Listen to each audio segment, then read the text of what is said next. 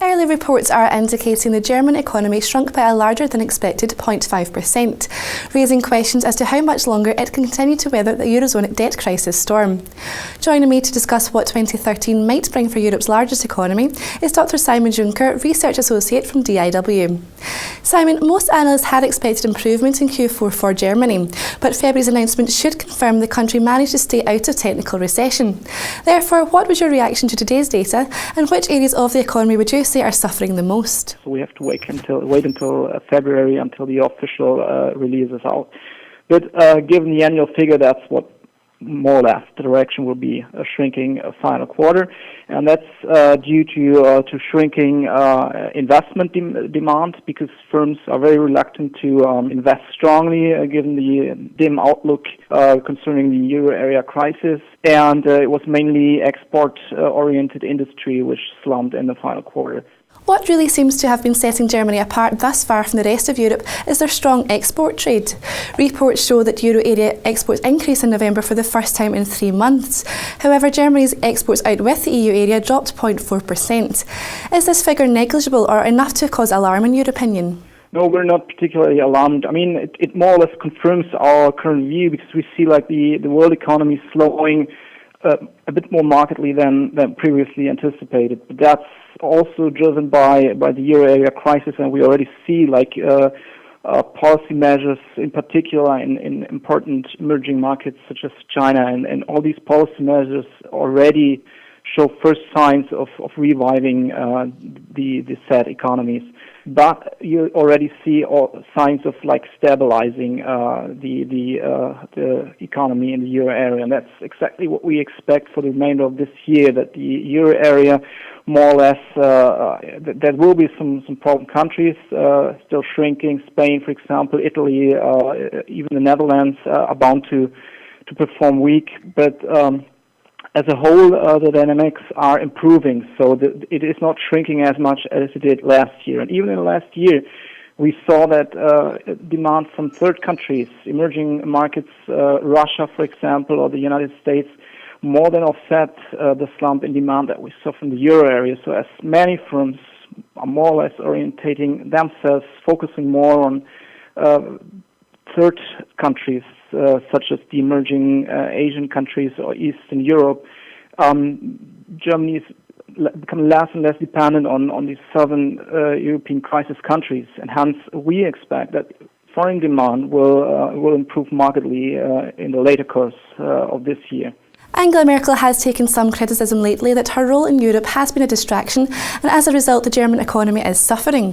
What would you make of these claims? I wouldn't agree on that claim, because I mean, what really is a burden for the German economy is a reluctance to spend money. I mean, firms have very favorable financing conditions. Interest rates are on record lows. In real terms, they're even negative. We don't have like credit constraints in the German economy, so firms don't have problems getting their credit.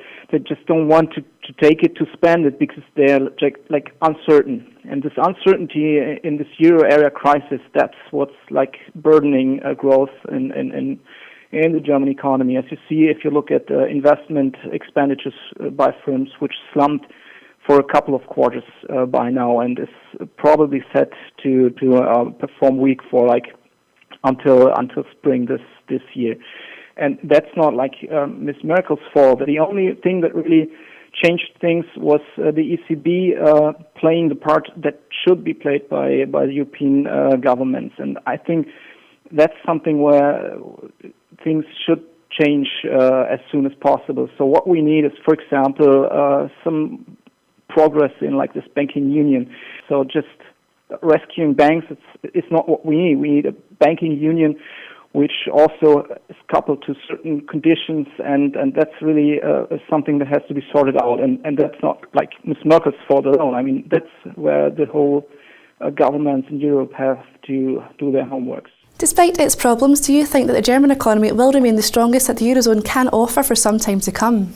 Yeah, we apparently see that Germany is, I mean, we're benefiting from past reforms. We did reforms when external environments were like favorable. We could like implement these hard reforms during a time where, I mean, the global economy was still in good shape. I mean, now it's much more difficult for other countries to implement such reforms. But we are benefiting from these reforms right now. We don't have these bubbles like on the housing market. So all these structural defaults that burden many other countries are absent in Germany. So that's why, besides this strong uncertainty effect of the crisis, there's nothing that hinders strong performance of the German economy for the next couple of quarters. And finally, Simon, the German government is expected to slash its growth forecast for 2013,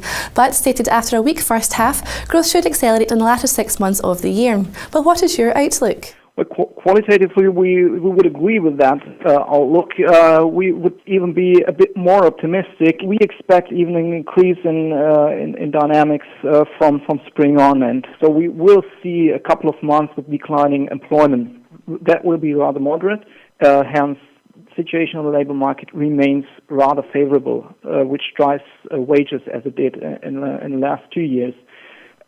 Hence, in sum, we will see income of households rising strongly, supporting household demand. We will see investment picking up as soon as foreign demand impulses return, which we expect to set in. And we already see quite strong investment in housing. So that's because of financing conditions, but also because of this uncertainty, which makes it an attractive investment as seen by many investors. So housing demand will be strong, investment demand will pick up, foreign demand will evolve better in the later curves, and consumption will stay rather stable. So everything is set for a quite strong performance of the German economy in the course of this year. Well, that's all from Simon and myself, but please do click back to Dukascopy TV for today's Commodities Corners interview focusing on base metals with my colleague Natalie MacDonald. Bye for now.